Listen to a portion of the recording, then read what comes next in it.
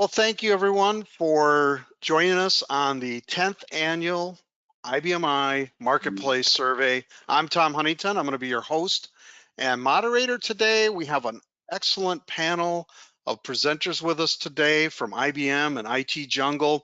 This event is being recorded and you will be able to play it back at a later point in time.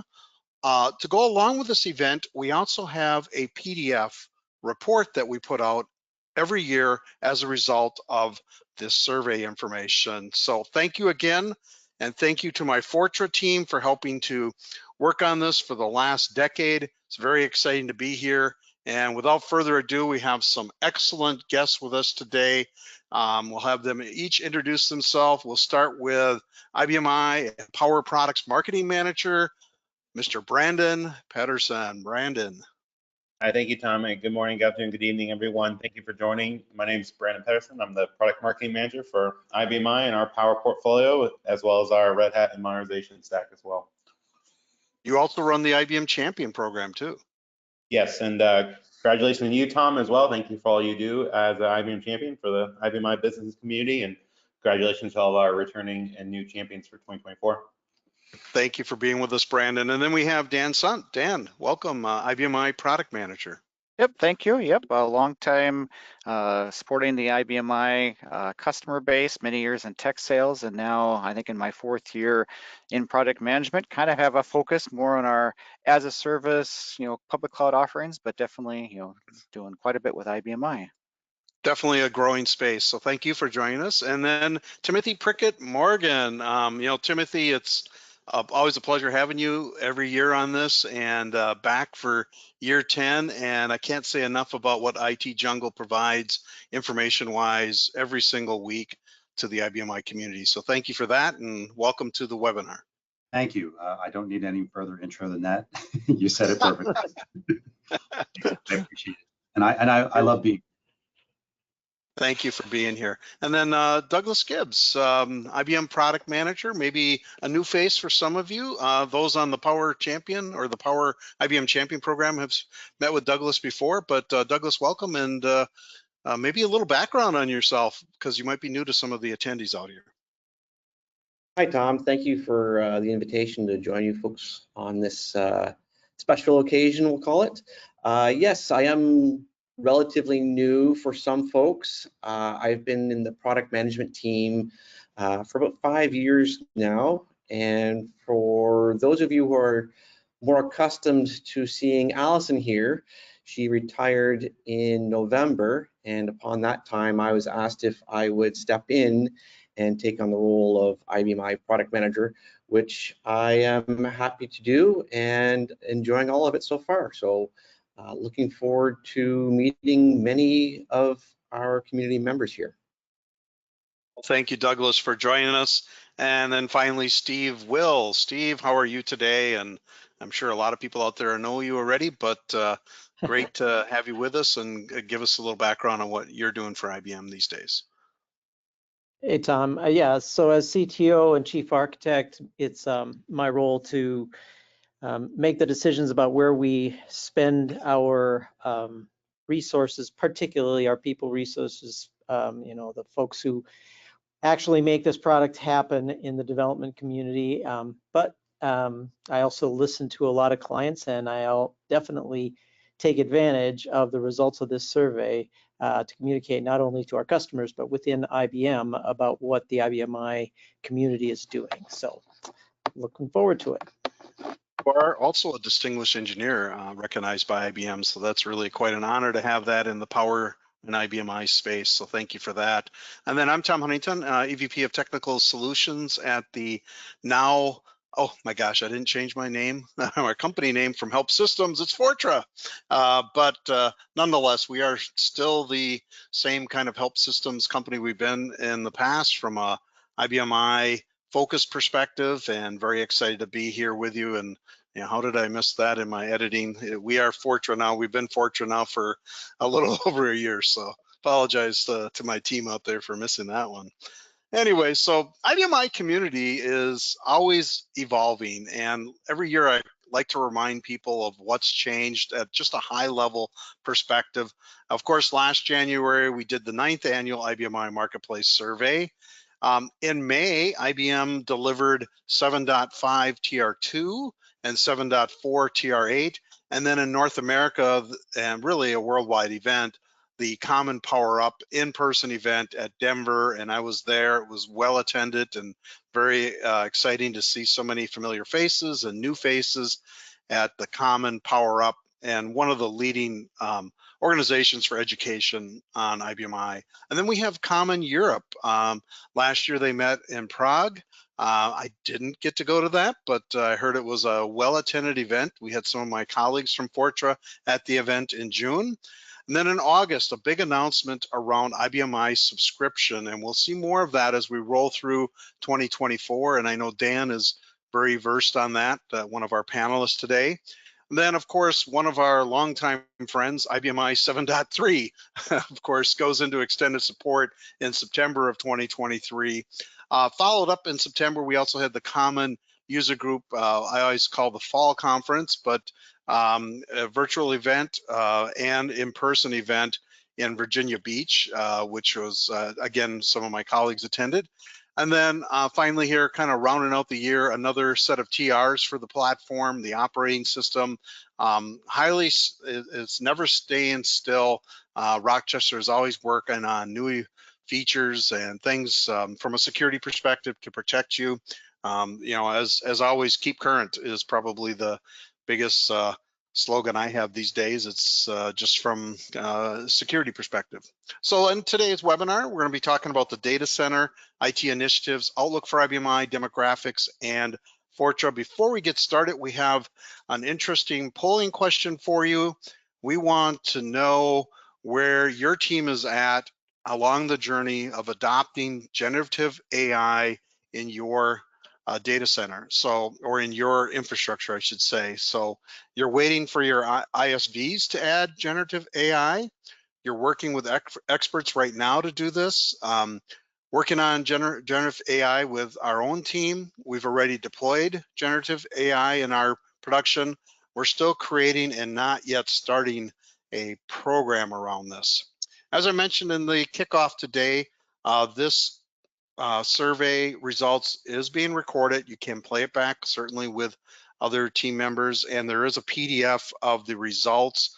Not everything that you're going to hear today is in the PDF and vice versa, so highly recommend listening to both. And later today, I'm going to be talking to Peg Tuttle and the Incredible Eye about the Marketplace Survey, so there'll be a podcast also as a result of today's survey. So enough time on this first polling question, and I'd love to give you more time, but we got a lot of great content we must get to. So let me share this out to you. Looks like the highest percents, almost 80%, are still creating or not yet started in the AI journey. 10% are working with their own team on this topic, 8% with some external experts on the topic, and 3% are waiting on their independent software vendor to be able to provide this information for you. All right, let's get moving on to the actual survey results. So we're going to talk first about what's going on in the data center in relationship to IBMI. Now, this is kind of a broad terminology because the data center might be the cloud today. It might be on-premise. It might be hybrid, where you have some IBMI partitions, on site and some in the cloud, and it could be a private cloud through an MSP, or it could be public cloud technology. So I want to make sure that we're all talking kind of the same thing. So over to Tim to talk about this first set of charts. So what's in your data center, the number of power servers and number of partitions or VMs that we see. Yeah, I think when people answer this question, they're probably answering it for the gear they have on site. The habits are long and strong. Yeah. I mean, it's quite possible that there are people who have everything in the cloud, and we'll see that later in the survey. But the thing I think is interesting about this is that the distribution of machines doesn't change that much. But if you look at it over the decade that we've done this, the number of LPARs that are on the machines creeps up. And it wiggles around, like, you know, the 2 to 3 thing had a big jump last year, but it shrunk 11 to 30. I think that's just a sampling difference. But if you average it out over time, you'll see that there are more partitions on the machines, which I think is great because it doesn't necessarily mean it's an IBM I partition. It might be a Linux partition doing something interesting with data analytics or other things. And that's what I always hope for, that people do more things with the Power System server than just IBM I. Good point. Good point. Doug, what are your thoughts on this chart? I actually really agree with Tim on that last point about being able to leverage the Power Platform for more than just IBM I. But I think the ability for us to continue to grow, strengthen the computational power of each generation system helps us with the consolidation, which also allows customers to put more on the system, be it more IBM I or IBM I plus Linux and or AIX. So it's good to see the density growing in some cases here. That's a great point. Virtualization is, obviously been here for a long time and will continue to be part of the story going forward as we consolidate, whether on premise or in the cloud. So thank you, gentlemen, for talking about that. And over to Steve Will to talk about keeping current and the operating system question. Yeah, so this data very well matches the trends we see with our internal data. Generally speaking here, folks, if you try and figure out where does this data fit with when we release things, the 2024 survey that we're talking about right now was taken in the fall of 2023, which is a year after 7.5 came out. And so we got about 20% of our clients in that year plus, 15 months or so, have adopted some 7.5. 4 years before that was when 7.4 came out, and so that's where half of our clients are. That's kind of the way things go, right? It takes about 20% of our customers about a year to decide to deploy a brand new release. The release that's just behind that has the majority, and people are starting to roll off the other, releases that are behind that. So this looks relatively normal. If you look for an anomaly here, 7.3 actually had more staying power than some releases do. People stayed on it a little longer and a little higher volume, but they are obviously, based on the survey, they're moving off of it into another more modern release. They've got 19% who were still there at the point that they were doing the survey. So, it's good for our business that we have people wanting to adopt the newer releases for the new capabilities. Thank you, Steve. Tim, what are your thoughts? Well, I mean, I think I write this every time, but I go through the numbers and I'll do it again in a model that I make. I think this represents the top, pick a number, third of the base that stays current and gets their software relatively fast, upgrades their hardware, reads newsletters, is part of the community. But there's a large part of the base that has this as kind of a machine in the corner. It works. They don't touch it very often. They often have third-party business partners supporting it. They often don't have software maintenance on the machines, which I think is crazy. But or they don't have hardware maintenance, more likely. And you get a very different picture of the base if you make some assumptions about the vintage of that other 2/3 of the base. And by the way, what I just said applies to Windows Server, Linux, Unix, any other platform I've ever seen, including the System 360 and its progeny. So I think there's a portion of the base that is driving this business for IBM. And then there's another portion that kind of hang back and they only move and change when they have to. And they really ought not to do that. I spend a lot of my time saying, bite the bullet, get current, stay current. And hopefully they'll start listening. Great advice. Yeah, you would think the cybersecurity concerns alone would keep people current these days. Absolutely. So much. I mean, we get charts later today that talk about how big of a part of business IBM I is for a lot of our clients. Steve, over to you to talk about the IBM roadmap. Yeah, so again, I think most of you who are watching this webcast know that every 3 years or so we do another major release. And so here we are headed into 2024. 7.5 is out there, well established. But just in case you haven't heard me say this, back in the just before our 7.4 timeframe, we crossed a threshold. We actually deliver more function in between releases now than we do with a specific major release. That's been our strategy since we created the technology refresh architecture way back in 7.1 to try and get to the point where when something was available, we could deliver it on the 2 most recent releases and not have to wait for another release. So we're busily developing the next major release, but most of the work that we're doing these days is in between those releases. Steve, if I could just pop up for 1 second, I can't say enough about the technology release strategy. It is very, very good for the base. It's just the right way to do things, and it's something that should have been there all along, but nobody thought of it. Everybody did, blockbuster releases every 2 years, and patches in April and October, but it's a very good thing for the base. Thanks. Yeah, and I agree. And, we should think when we look at next year's survey, if there's something that we might want to ask about how frequently people adopt TRs. We have some metrics inside that help us see some of that, but I think it is good for the base. And for those clients who do stay up to date, and I agree with you, there are a lot of folks who don't stay up to date.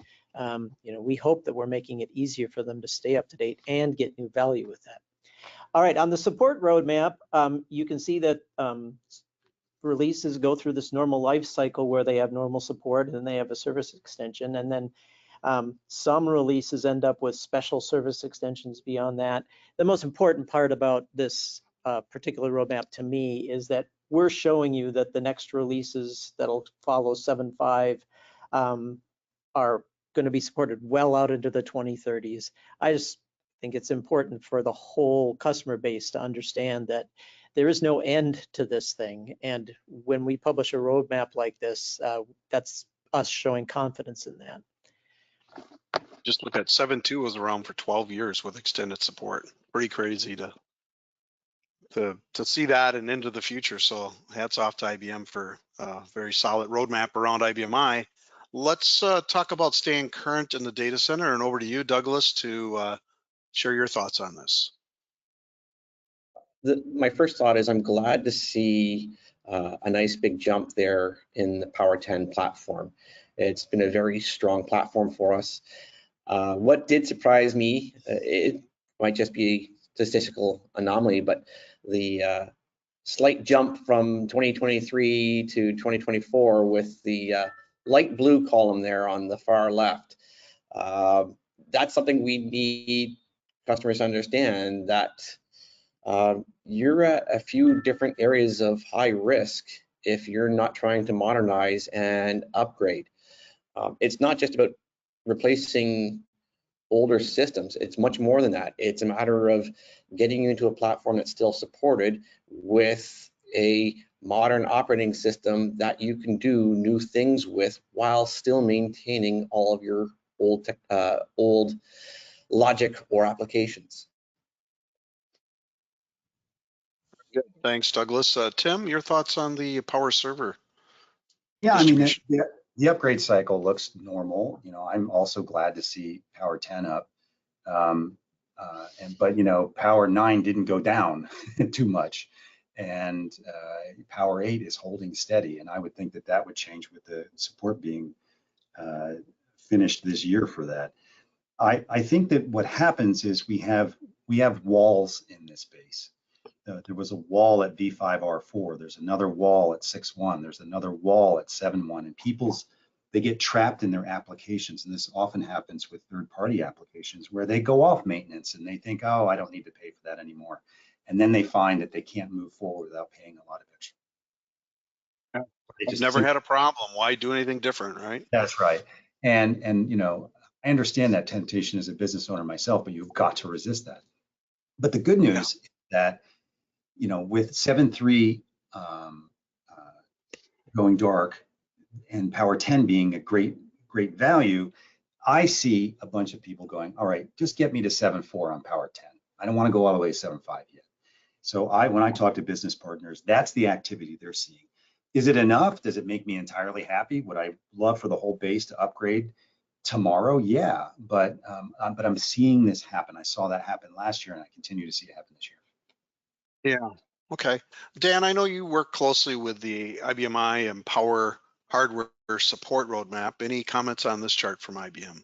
Yeah, I mean, this is good just to kind of make sure our, customer base knows that, Power 10 is our strategic platform at the moment, started at the end of 21, and then kind of our scale outline, which a lot of our small to medium customers came out in the middle of 22. So it was good to see that chart saying that, customer adoption of Power 10 is going up. Power 10 runs 7, 3, 4, and 5. Some new adapters and new things that come out will only be 7.4 and 7.5. But 7.3 and later on Power 10. Power 9 has kind of transitioned last year. Since now we have Power 10, Power 9 has kind of gone out of marketing, meaning we're no longer selling it, still supported. So, very large install base there. And then as you mentioned, Power 8 is, this year is going end of service, from a hardware maintenance standpoint. So good to see the trend of, Power 9 is probably going to have the majority of our customers for a little bit here as our customers look at where and when does it make sense to upgrade to Power 10? Speaking of that, every year we ask about plans for upgrades. Back to you, Tim, to talk about upgrade plans.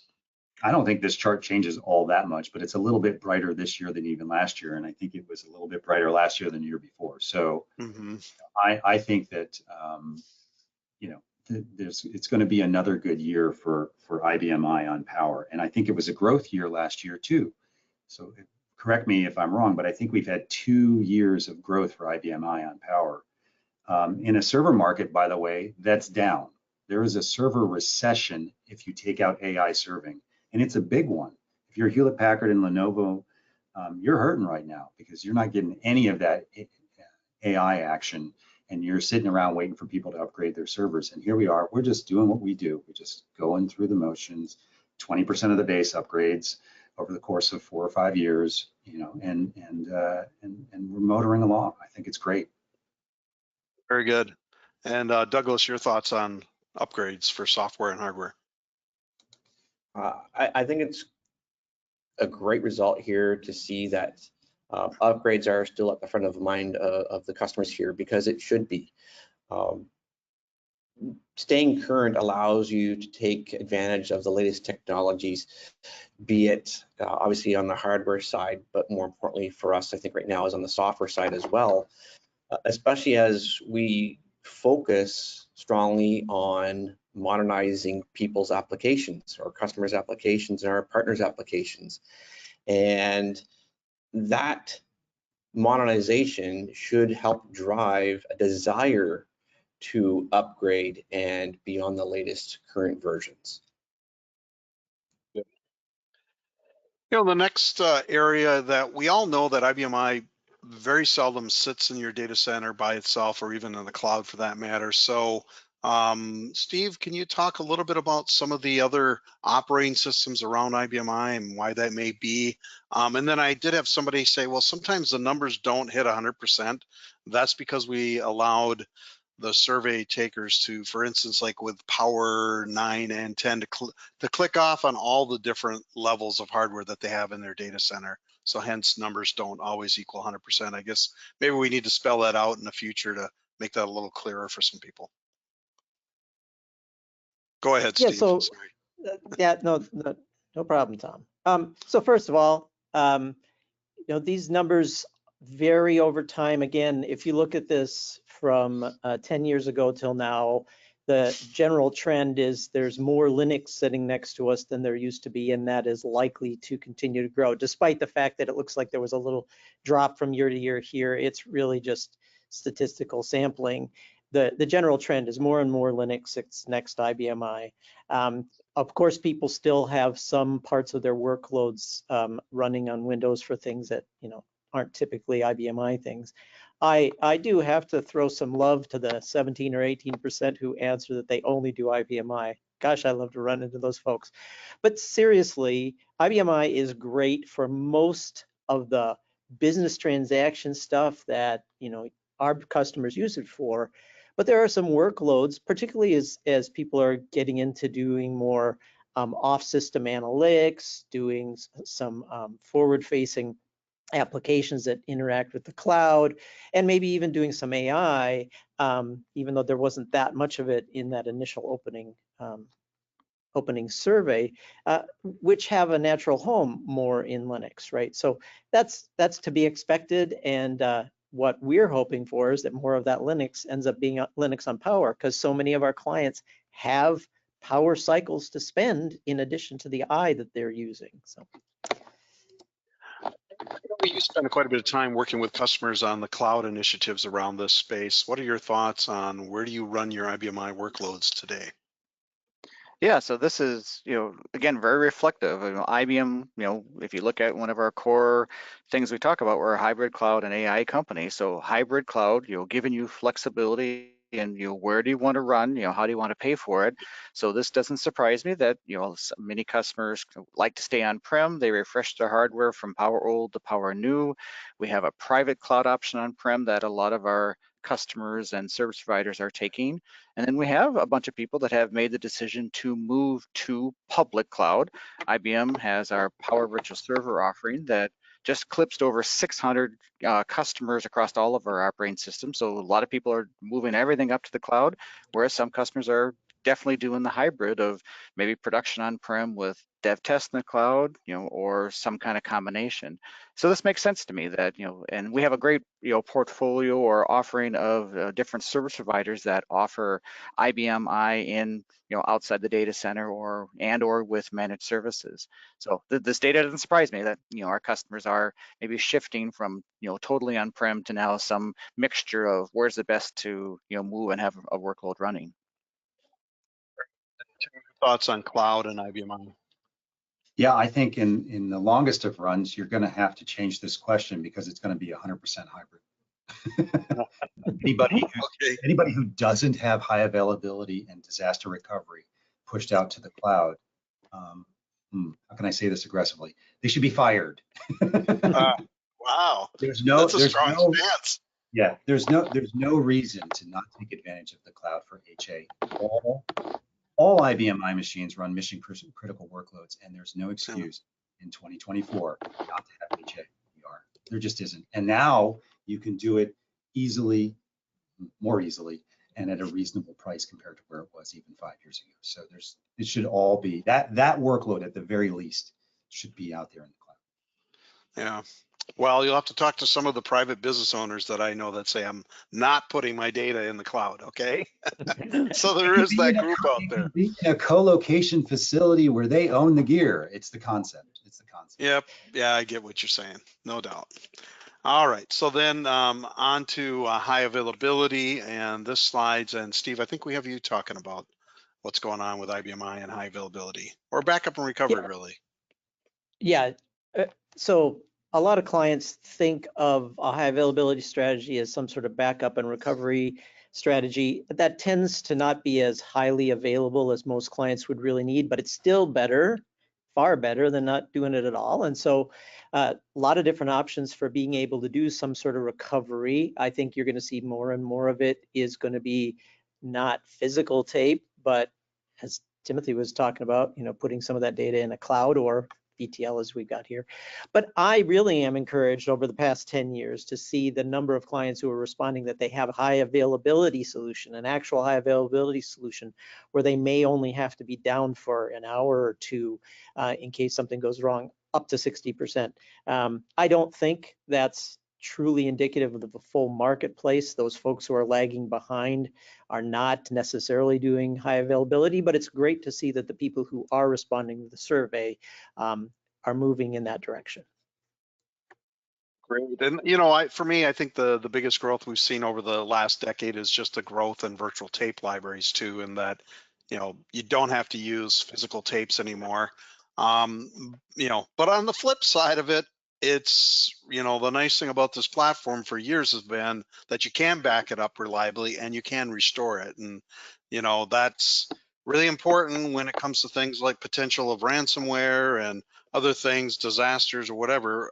We know and we feel good that IBM and its partners have given you great tool sets for being able to be highly resilient, or at least recover your business in a day or two in the case of a ransomware attack. We know organizations that are out for weeks, months because of ransomware may never come back in business. And IBMI world, you know, it's kind of like the Lonely Maytag man, if you remember that. IT initiatives, let's get into that and talk about what are on the minds of our customers out there. Steve, back over to you to talk about the top IT concerns. We allowed people to click off on just 5 items on this particular question. So just so everybody knows that, there is certainly more than 100% on this chart. Right. And even with the top 5, what's amazing to me, the top 4, in fact, I think the top 5 year to year are the same and in the same order, but their numbers have grown. So if you just do a year to year compare, that means that where cybersecurity might have been 69 or something like that last year, and now it's 79. I mean, even more people are thinking of those top 4 things as being their top 4 things. And so it's one of the reasons, if you see any of my presentations on our strategy, our direction, what we've been investing in, we invest in those areas. The other thing, and I know we're going to let Timothy talk about this, you essentially almost doubled the number of folks who are making one of their top 5 choices artificial intelligence and machine learning. I know that's number 10 or something on the list, but it is growing quite a bit. And I think it's going to continue to grow, Steve. I mean, I will not be surprised if it's 40 or 50% in the next survey. And it could go even higher. This generative AI thing, and there's a lot of different kinds of AI, right? There's all kinds of algorithms and statistical things and machine learning algorithms and all this other stuff. But the one that matters right now is generative AI. This is the chatty stuff, as I call it. And it's the one that can write code and write manuals and respond to prompts and answer questions and not make you go out and look at Google. And this is going to be transformative. I think it's a layer that goes on top of existing systems or wraps around it like the web did. It's not going to replace, here's the funny thing, it's not going to replace the IBMI systems, but there's a whole lot of stuff running on Windows Server and a whole lot of stuff running on Linux that it might. So we might be an island in a storm. And it's just funny to think about it that way. But anyway, it's going to become more important over time. Thank you, Timothy. You know, since cybersecurity was number 1, I will chat a little bit about this since we at Fortune do a lot with cybersecurity on the IBMI platform. For over 2 decades now, we've been doing our free IBMI scan. And quite honestly, in the market, we find a lot of systems that are still horribly configured. And there still are enough people out there that take the stance that, you know, IBMI is behind the firewalls, it's secure, I don't need to worry about it. Our network team takes care of it. And I'm here to say we personally have seen many different things where all of a sudden there's an IP address showing up in exit point monitoring that we do. So anyways, this is the different tool sets. The percentages in the green represent, or in the bottom half of each of the histograms represent, you know, what is installed on your systems from the customers that took this survey. You know, there are a lot of homegrown solutions out there too on IBMI, but some of the areas that, you know, concern me the most these days are ransomware. It's a reality for IBMI. It can happen if your IBMI is a part of your network, which it is, and you're sharing it out in, you know, as just another drive. It is potentially going to happen that somebody could encrypt parts of directories or the entire server. We have business partners that have helped customers restore from ransomware. These things can happen. You can't ignore IBMI because it is your critical business system. So you can read the rest out here and the levels and stuff, but I generally tell people if I'm not concerned about regulations, but I'm concerned truly about security, it's AV and some form of exit point that I want for my IBMI server. That's where I get started. I want to protect my system. And then onto the cybersecurity challenges that are out there. This is an ever-changing world. Steve, your thoughts on this? Well, one of the best things about our community is that even though, especially in small shops, people tend to lack knowledge and they're concerned about the changing threats, there are partners out there who have the skills, who can, do engagements to help clients. And so if people are in this space and, where they're concerned about these things, do talk to the experts. I mean, we do as much as we can to put things into the operating system that help you, but you still need to know how to use them. And a lot of clients really gain benefit from the partners who have both products and practices around this stuff. Yeah. I mean, if you look at what gets people in trouble when it comes to cybersecurity on any server, one of the biggest issues is configuration. And just like any other platform, IBM, actually, I shouldn't say just like any other platform, because IBM has really done a great job of providing the security features in the operating system to protect you. But unfortunately, we've seen them not configured properly. And that's, goes into that lack of security knowledge and skill set. Or some cases, it's just the fear. And then in other cases, it's the administrator that's been there for 30 years, doesn't want to let management know that their system is poorly configured. We run into that too. So that's just in this day and age, it's just a bad stance to take. So developing the knowledge, like Steve points out, there are many individual consultants. Again, I'll go back to Common. Common's a great place to get educated on IBMI's cybersecurity. But these threats are going to continue to change. The bad actors are going to get more active. We're seeing a few more CVEs around IBMI that we've never seen in the past. Things like that, because it's just the bad actors are trying to get into your systems. There's no denying that. It's here to stay, and we're going to be in a constant battle around that. And then regulations. Regulations, I used to say, was kind of the driving force, even when we started this survey, around why people were concerned about cybersecurity on IBMI was more from the regulations. But now it's really the fear of having the ransomware or being hacked or getting somebody that's inside your system that you didn't know was there because they're using a common user account, things like that.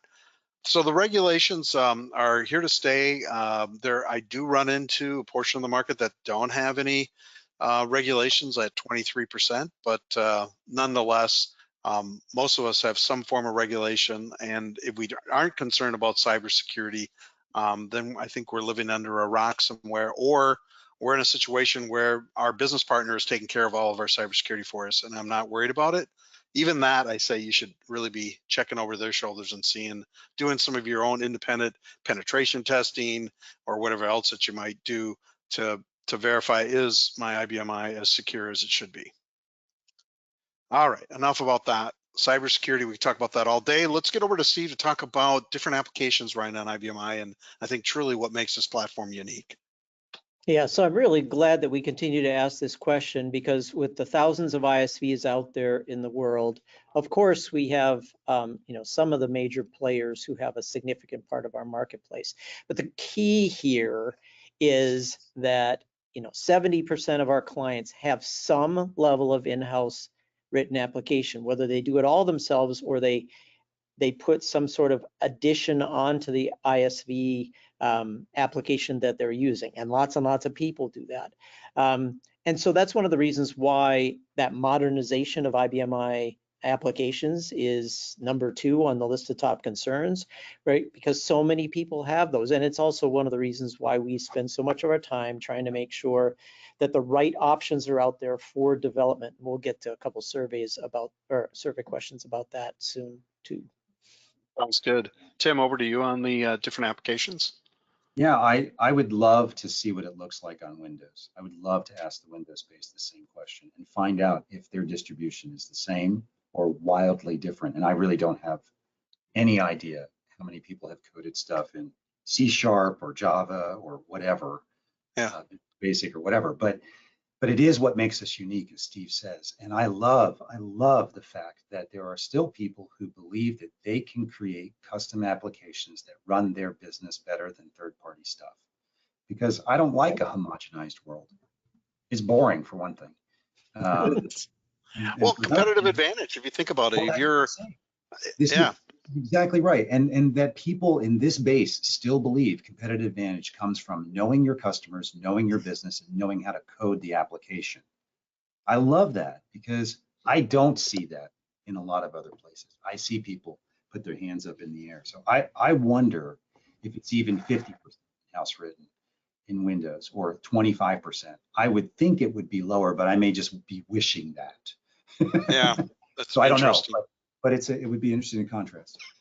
Yeah, let's talk about development languages. I know we could talk all day on each of these, but probably got to speed things up a little bit here. Yeah. Steve, your thoughts on development languages?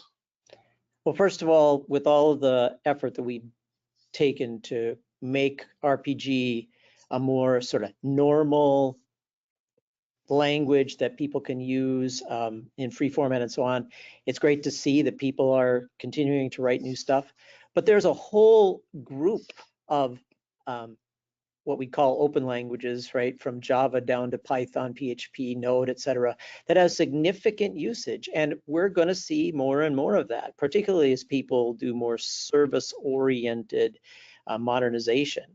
But then if you look on the right-hand side and you see that when people are writing RPG, you know, the large majority of them are using a free format. That's that ability to have a free format RPG that's so much easier for younger people to learn and so on.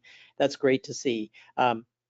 We still have to figure out how to address those folks who are using fixed format or even worse, the non-ILE RPG stuff.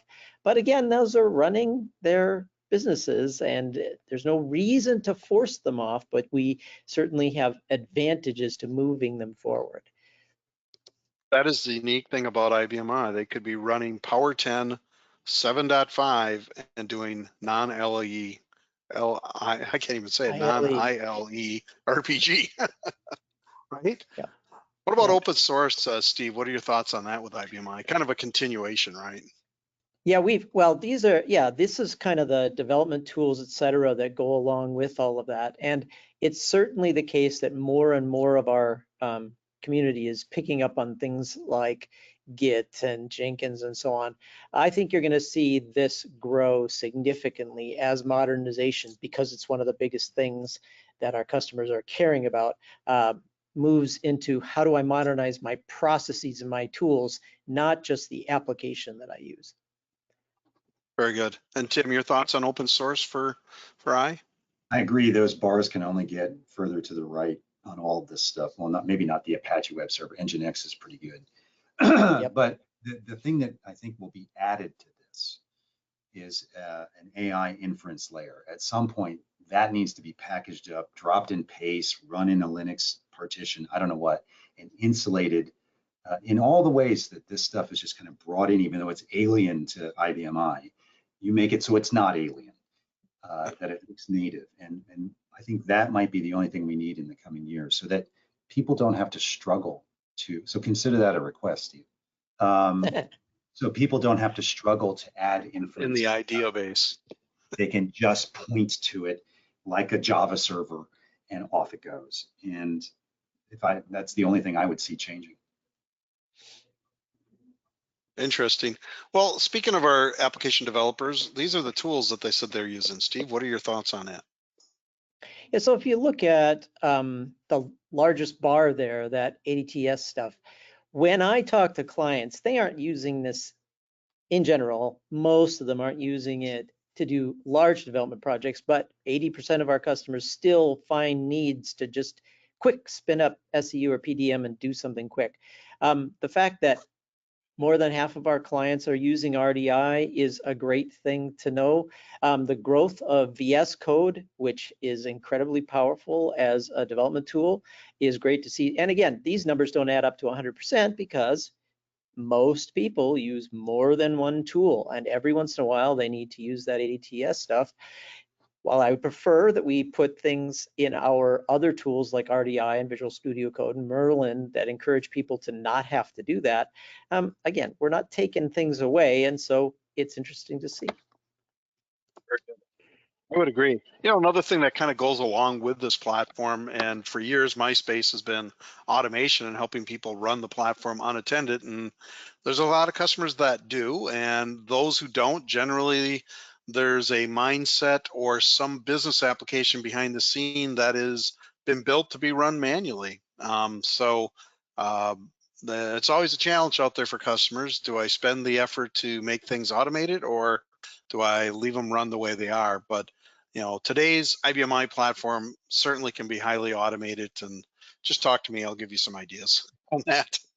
All right, let's look at the outlook here and move right over to Steve again to talk about how critical this platform is across the board for your IBMI customers. This is one of the most heartening things, except maybe for the very last question.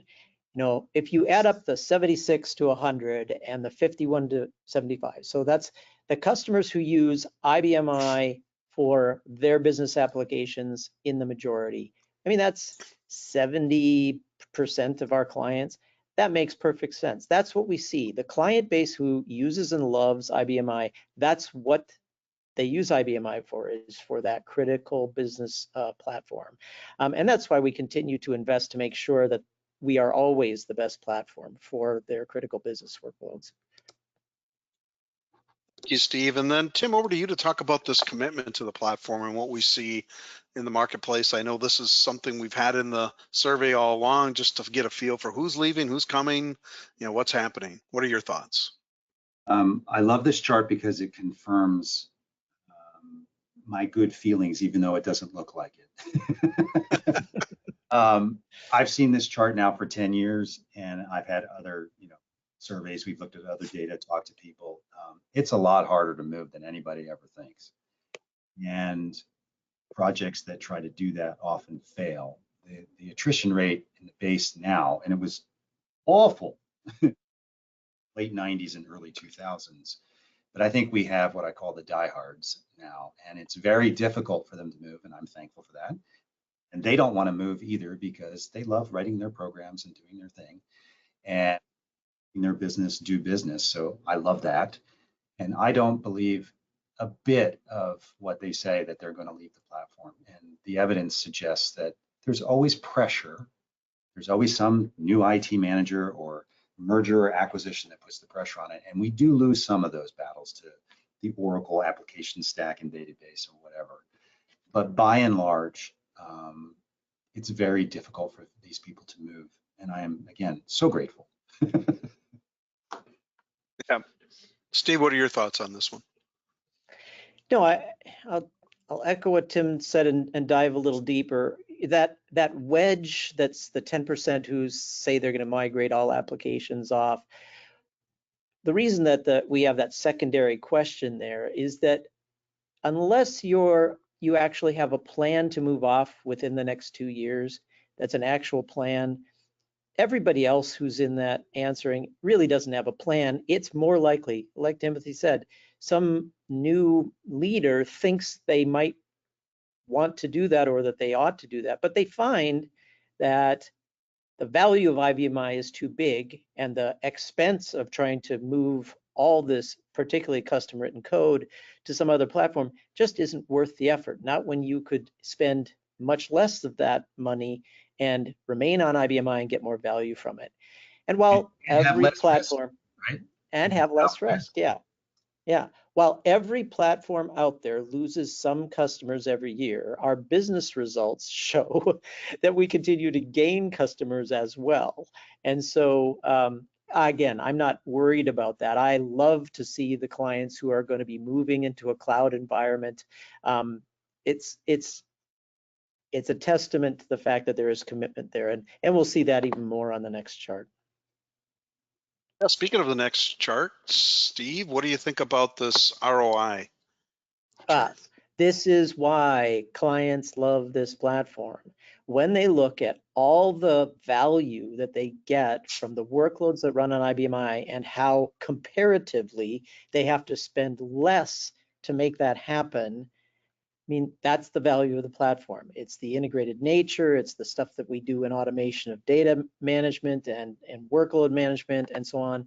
The ability to do with one system what it takes many other systems in networks or grids to be able to do on other architectures.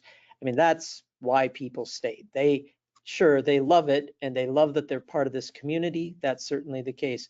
But from a business point of view, they get way better value from us, the IBMI, than they do from other platforms. Douglas, welcome to a high ROI platform, right? What are your thoughts? This speaks volumes to the, like Steve said, to the passion of our customers, but it also shows how much we also care about providing such a great product to our customers. And we share that passion with them.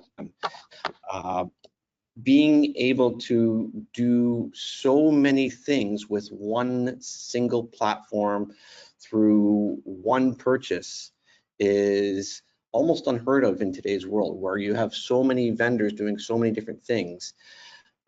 With what we're able to provide out of the box, and then with the way we can integrate with so many third-party solutions and so many open source solutions, and we're always looking for new solutions, and we're expanding what we can do with open source. And that means it's a valuable investment for customers when they're purchasing it. Very good. Very good. Well, let's talk about demographics here, right here at the end. I've had a few questions about that. You know, we do make this as worldwide as possible, although I will say we did not translate it to any other language other than to English, which means we didn't translate it around the globe. So we maybe dropped off a little bit in Latin America this last year and some places in Europe, but we do get a good percent of customers around the globe. And then we also get a good mixture of different size organizations. You know, I run into customers that have 20 people that use IBMI. I have another customer that has 10,000 end users, you know, so there's just a variety of customers using the platform, give us a good mixture. And the same when it comes to people who responded to it. We certainly do have administrators and IT managers and develop director level people that fill out the survey. So I want to thank all of you who participated this year. It's fantastic to have. Steve, what are your thoughts on the kind of the value proposition around IBMI staffing, what you see? Well, it's not at all a surprise that it doesn't take very many people to administer the platform, right? And it's also not much of a surprise that there are folks who have developers in their shops, given how much custom code we saw answered before. I think one of the things that we are seeing with this data that skews a little bit from the normal is that when you see that 16% of the people who responded have 21 or more developers, that suggests it suggests two things. It could be large clients who are responding with large staffs, or the ISVs, the software developers who produce things for this platform, respond to this survey, and they have developers on that. And in fact, I think when we go to the industry page, we'll see that is certainly the case. But the fact that clients can run this system, which is so business critical for them, with relatively few people, again, talks about the value of this platform. Very good. And then speaking of industry, this is a very widely used system across many industries. Any surprises here, Steve, or what you expect? Again, with banking, finance, distribution, et cetera, that makes perfect sense. The strange one, and it's there every year, is the fact that this survey makes it look like the third biggest consumer of IBMI is software developers. And that reflects the fact that the people who are responding here are the folks who do software development either in their organizations, and they didn't even talk about what the industry was of their business, or they are the ISVs who are out there and responding to this. And thanks ISV community for participating in this. But it's not the case that the third biggest group of people who buy our systems are software developers. They develop software for banking, finance, distribution, et cetera. Right. Good point. Good point. And then I know, Brandon, we've had you hanging out there in the background, but I know you're responsible for, or at least the team at IBM and ultimately you, for the client stories. Any thoughts on client stories around IBMI? Yeah, absolutely. So we have over 100 of these. I've written them all myself, so it's been a great experience interviewing all these different clients and learning about their industries and their businesses and how they're using the IBMI platform. So go check out our client story page. It's linked from our main IBMI landing page. Also, if you just Google IBMI client stories, it's the first thing that'll come up. Go check that out. We have over 100 from all around the world in all different industries, and we're continuously adding new ones. So reach out to me if you want to get your company or your business featured on the client story page. We'd love to have you. So we update this page on about a quarterly basis. So please reach out to me. Thank you, Brandon. Appreciate your patience and waiting there. So it's just, from the survey, I've had people ask, well, how many people took it? Just to give you an idea, last year we had about 300 people take the survey. This year, about 270. At its height, we had 850. We've been doing kind of the similar survey for 10 years, so there's a bit of fatigue out there. For those who have taken the survey every single year, God bless you. Thank you so much. Dunkashane and everything else that goes with that. But anyways, and then security. We know security, it's been on the concerns of many people, 79% again this year. Modernization has jumped up to number 2, so definitely more efforts going on. And hey, we're gonna be here for a while. We have to get off that green screen, or we have to do other types of modernization. It's not always just changing green screen to GUI or browser. Cloud is certainly becoming a higher item for people. Again, you can read many of these other things. It's great to see 7.4 and 7.5 be as popular as they are, along with Power 10. And then, of course, the return on investment, or the total cost of ownership realization by customers, is really important to see high again in the mid 90s. I also want to leave you with the fact that there are many IBMI resources out there. You will see the list out here. I've talked about Common Europe and Common US, talked about IT Jungle, of course, some of their competitors, Tech Channel, PowerWire. Japan has a new IBM club to replace the old user group that they had. We have The Incredible Eye by Peg Tuttle. I'll be on that here shortly today. Built on Power, a newsletter by Torbjörn over in Sweden, which is awesome. iChimes, a lot of great topics there. And then, of course, don't forget about all the user groups. And if you're looking for a user group to join, you can go out to the Fortra website, and we have all that information out there too. Last polling question I'm going to open up is one for Fortra. If we can help you out with anything, would love to do that. We have the free security scan. We talked to many customers about what's the best option for you when it comes to HA, DR, backup and recovery. We don't sell VTLs, but I talked to a lot of customers about virtual tape libraries. We also can help you out with automation around document management and business intelligence. We can help you out with that. And, replacing green screen query, or even helping you out with a few other things in that regards. And then automation and monitoring, we do a lot of that for customers around the globe. Several questions that we have out here. If you are interested in the PowerPoint, just email me. That's probably the best way, and I'll get you a copy of it. If you just want the charts and stuff, they're in the PDF. You can screen capture them, do whatever you want with that. One of the questions we had was about showing the reduction in the number of servers. Is there a total out there that you can provide? I don't have one. I think, Timothy, you probably do one of the better jobs of estimating how many servers out there. But I think when we think about that, it's not necessarily how many servers, it's how much CPW that's out there, because people have consolidated so much over the years. Tim, what are your thoughts on that? I'll do that next week. For Monday, I'll probably do the hardware and then the operating systems after. So I'll take a stab at that. And yeah, the Yeah. CPU base is like the mainframe base. You know, that thing has gone up and to the right for my entire life. And it has never gone down. Yes. And I think CPW for power systems running IBMI is not going to be any different. It'll be a fun chart to try to build that. I might do that. Yeah. Very good. So any of the IBMers, any thoughts on counts or, you know?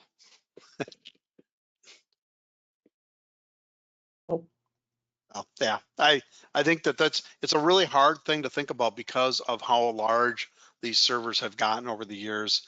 And then let's see, I talked about the 100% already. Oh, and then we have some different, Michael Myers talking about IBMI reference site and blogs out there. So that's awesome stuff, some additional things. Michael, I apologized. I promised to add you to that for next year. Oh yeah, there will be a year 11. And then, okay, so that's pretty good on the questions. Yeah. Okay. Some tips on different questions to ask. I appreciate that. You know, I've always looked at this survey as the community survey.